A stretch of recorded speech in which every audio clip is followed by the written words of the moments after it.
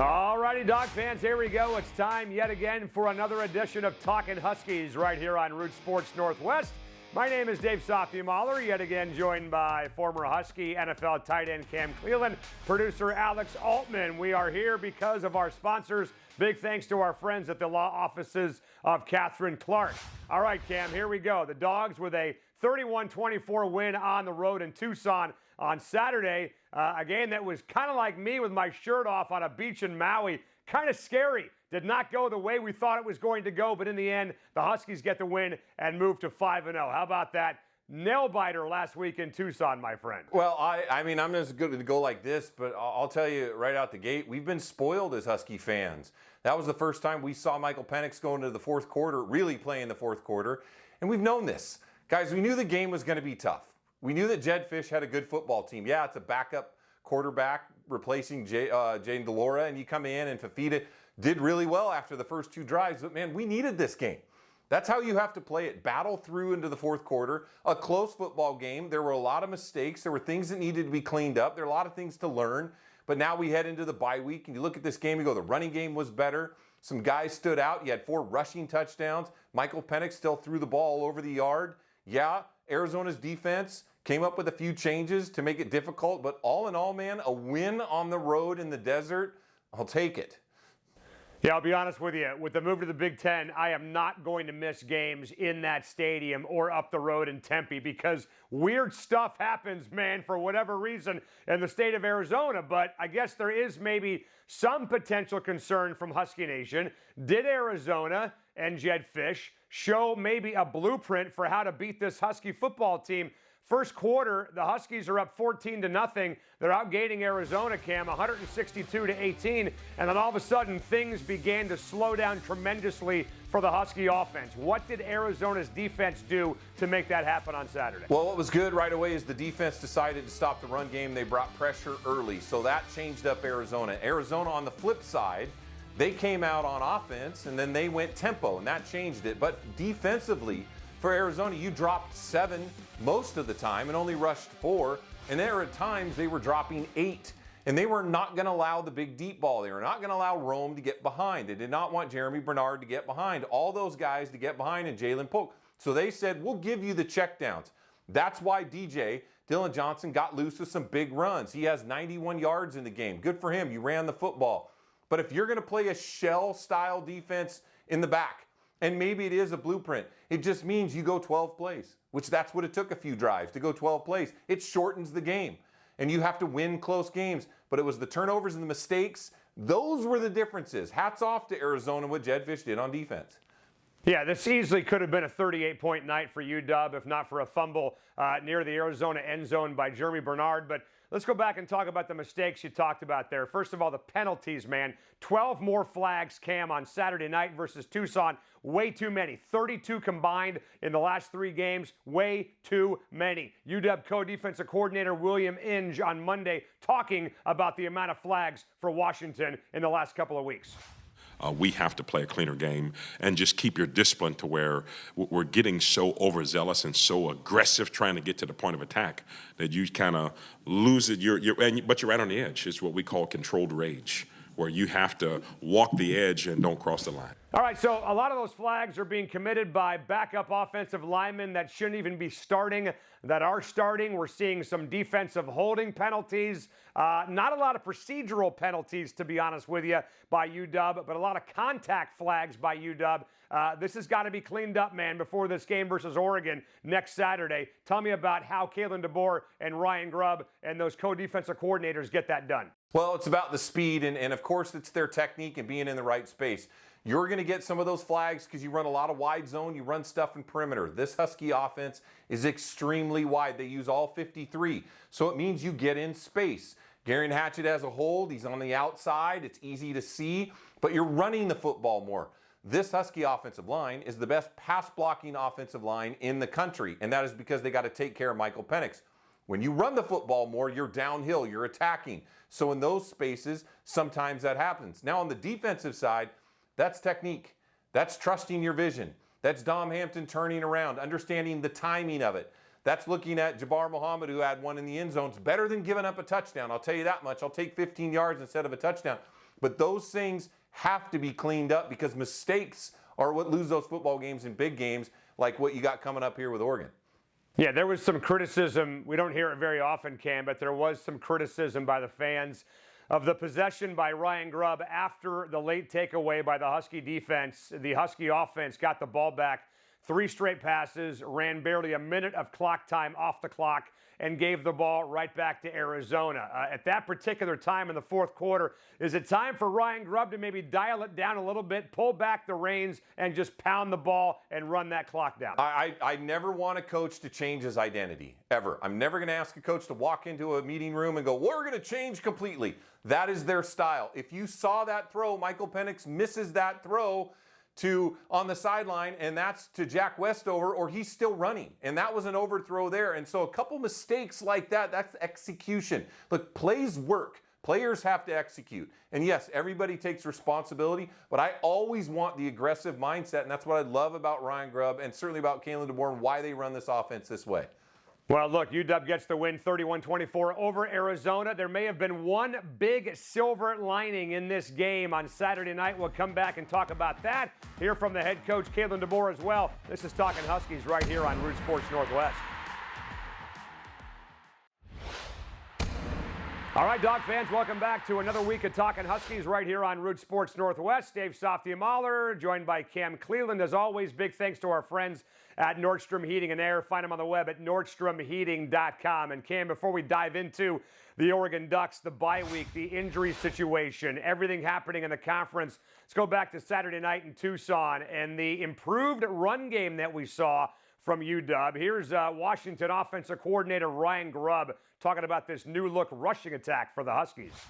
You got to call more run plays to get more rushing yards. So they certainly were giving us some looks that, we needed to make sure we went after, especially early in the football game. If you were watching it, you saw they were closed, tight coverage, and we started hitting them on a couple, and all of a sudden the coverage structure changed, and so the opportunities changed, and we started to run the ball against lighter fronts and things like that. So I think there's a physicality piece, and O-line that wants to run block. They want to show that they can be physical, and that can be a big part of our offense as well. All right, so how big of a jump did the Huskies take, Cam, in the run game on Saturday in the desert versus Arizona in your mind?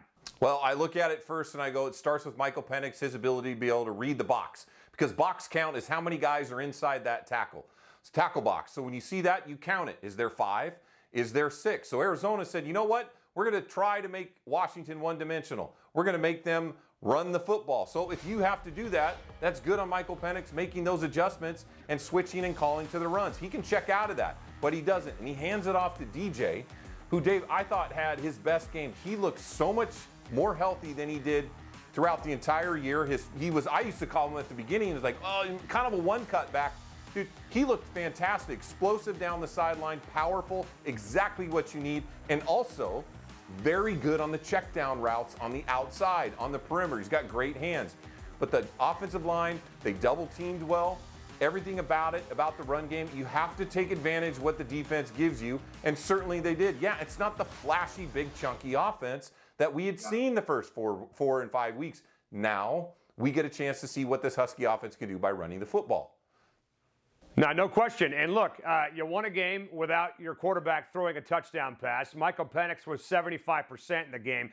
Very efficient, but if there was one big-time silver lining, UW will play Oregon next weekend on national TV at Husky Stadium at 12:30, and they will have a 4-quarter game in their back pocket. These things have been, let's face it, relatively easy so far in the first 4 games of the year for UW. Michael Penix has barely even sniffed the fourth quarter in the first 4 games of the year. Does it help Washington, Cam, going into the game with Oregon, knowing they had to scratch and claw their way to a 4-quarter victory in the previous game? Absolutely.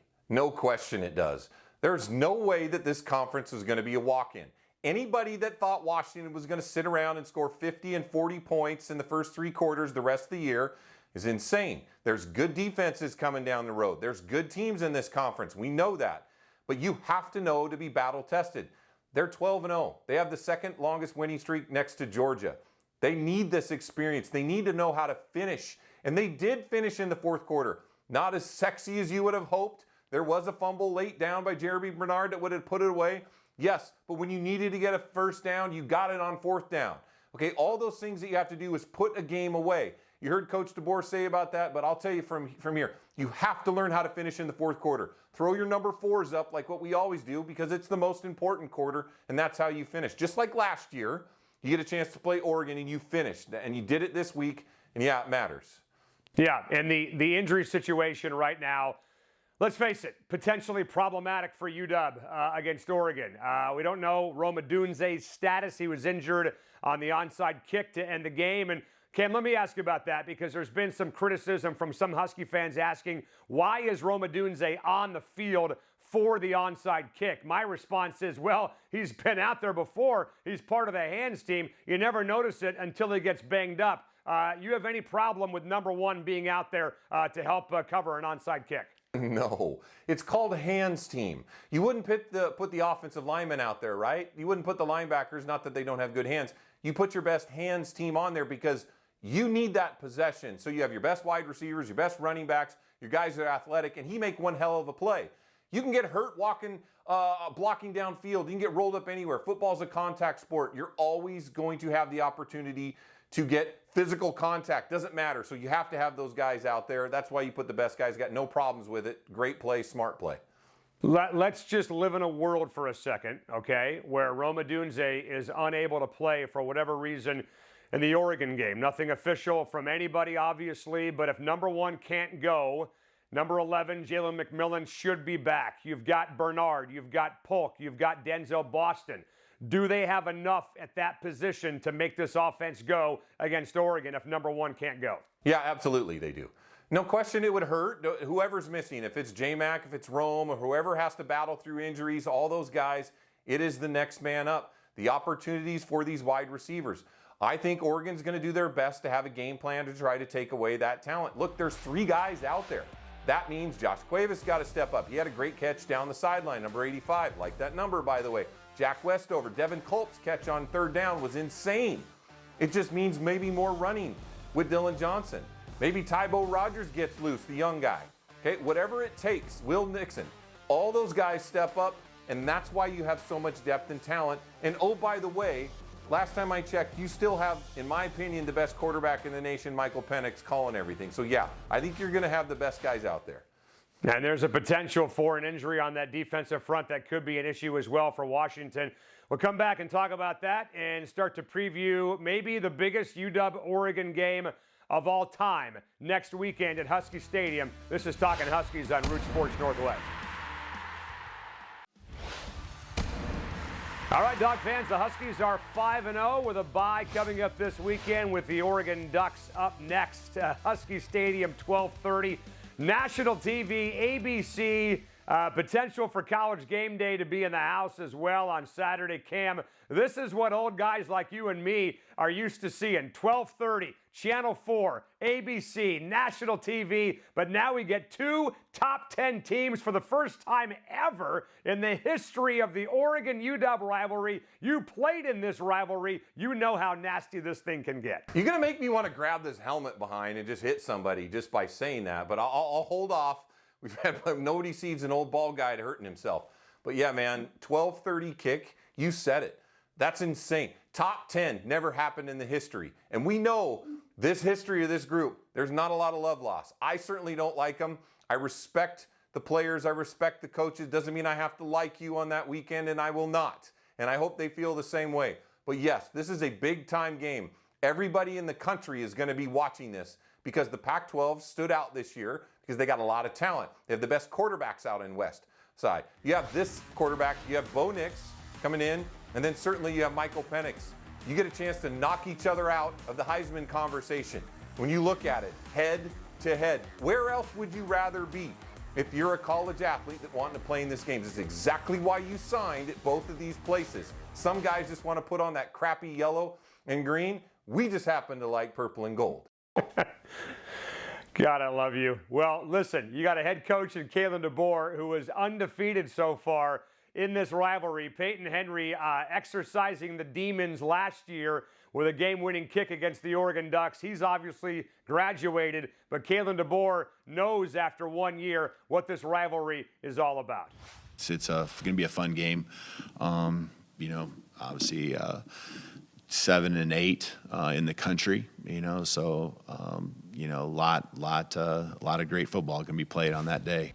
All right, so you got an Oregon team coming in here, and as you said it yourself there just a few seconds ago, Cam, they got their own Heisman contender in Bo Nix. Oregon's going wild, putting billboards up all over the country of their quarterback. UW's got a Heisman campaign of their own starting now for Michael Penix. And this Oregon team, though, is no joke. They get after the quarterback on the defensive side of the ball. They're 6th in the country in sacks with 18, by the way. UW's got 5. Is this the game where Zion and Braylon Trice get going together after Braylon had his first sack of the year last week in Tucson? Well, I think what you're asking is, are the stars going to step up on defense? Are the guys that are ready for it, that want to get after the pass rush? Look, I consider this Oregon team and Washington team very similar paths. Now, they were at different dates. Oregon goes on the road to Texas Tech, and they had a battle. A pick six, or Tyler Shuck goes down and maybe gets ahead to the game.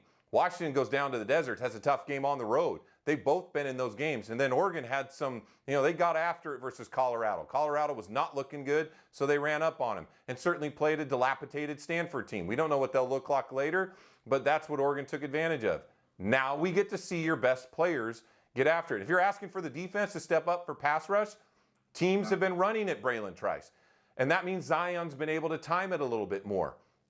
But if there are injuries, if Thule's able to make it through this week and get better, however, MJ played really good. Ale, really good versus Arizona. In fact, he was Defensive Player of the Week. That means Jacob Bandas has to step up. Everybody that is going to be part of this defense, it starts with that defensive front because Oregon loves to go perimeter, then they love to go vertical, and they're not going to deviate off that path.